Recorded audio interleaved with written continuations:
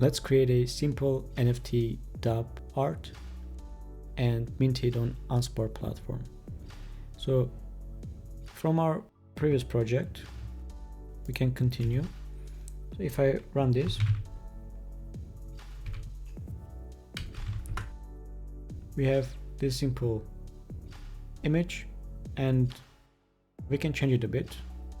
So we can make it to take 50% of the width, and in our index.js we can check using jQuery if our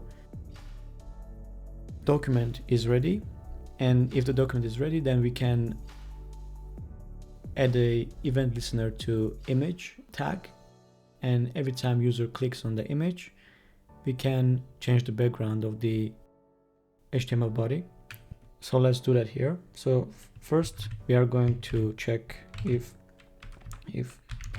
document is ready.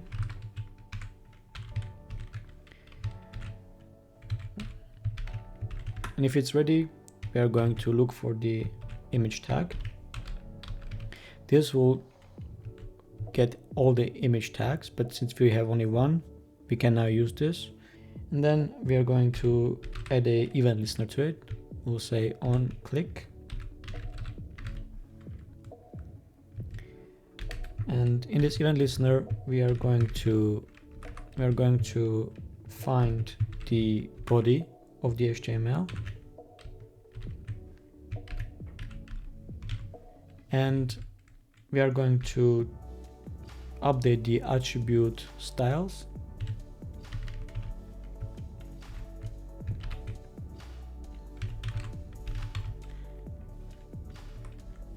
Attribute style, and we are going to change the background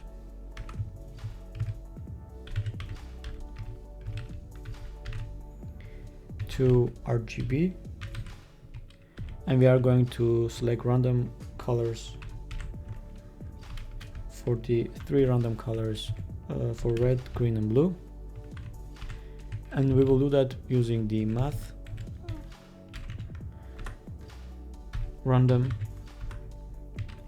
And since this is returning numbers between 0 and 1, we are going to multiply it by 100, and we are going to add parse int to make sure that we always get a integer.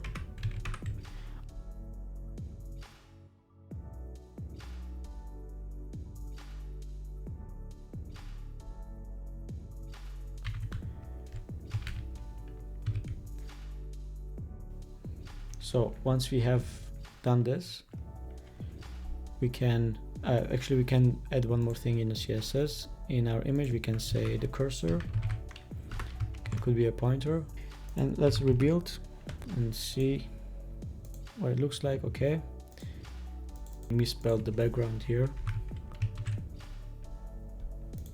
Let's try again. There we go. And now we have a interactive dub art. So now that we have this build HTML, we can try and upload it to Anspar. So I'm going to use the version that's currently available on my local computer. This is the newest version, which will be live on Ropsten when these tutorials are out. So first, let's choose an icon for this, and we are going to use the logo from the project. For the name, I'll choose the name my art, or maybe my new art. For the quantity, I'll make 10. The price, let's make it 0.1 ETH.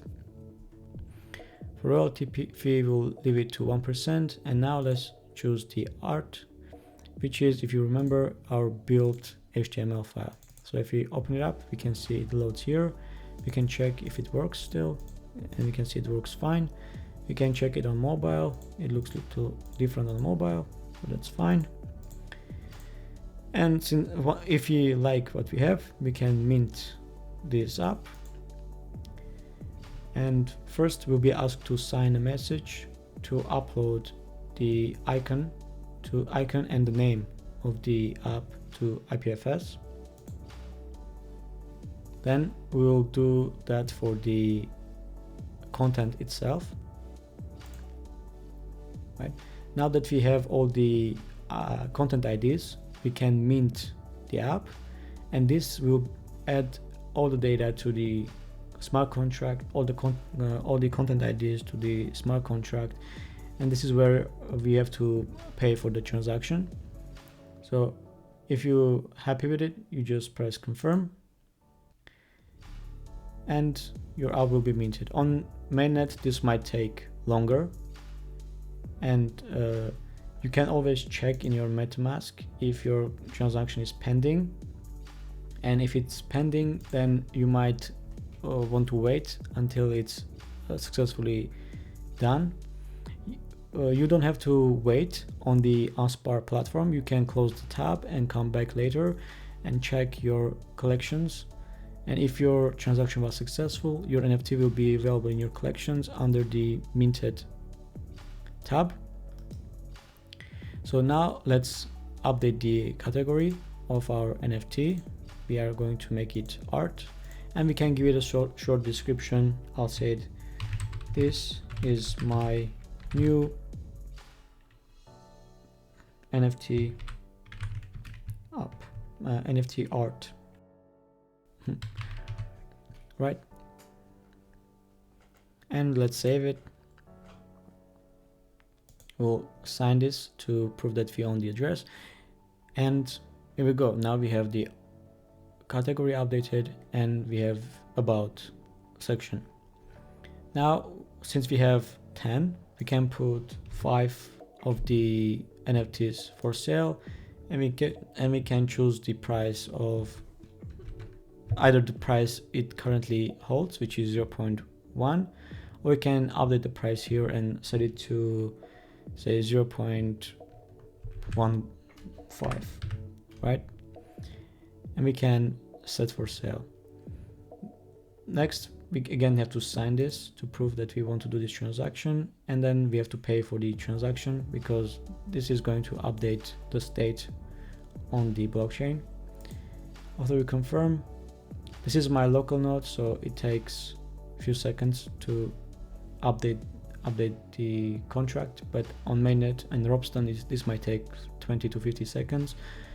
Again, you don't have to worry about leaving the page. Everything will be taken care of on the background. As long as your transaction went through, your updates will take effect on the platform when you refresh the page. So currently we still own the 10 NFTs because nobody bought any of our NFTs, but we have 5 NFTs set for sale. Now for these 5 NFTs, we can update the price, and we can set the price to be say 0.5 now that increased in price. Maybe there's more demand and we can increase the price. Again, we have to sign and then confirm the transaction, and the prices will be updated. We can also remove some from sale. We can use the max button. This will query the largest quantity from the smart contract itself, so you do have the latest value. Since while you're trying to remove, maybe somebody has bought some and you want to always remove the latest amount, you can. Same goes here. If you press max, you always get the latest amount. And if you're not the minter of the NFT, you'll be able to purchase NFTs, and here you can see all the biggest holders and best prices. So since we are selling some now, if I refresh the page, these best prices should update, and indeed we now can see that we are selling, and this is the price we're offering, the time when we put this on sale, and some information about the user who did that. Right, so now let's try and launch the app and see what it looks like.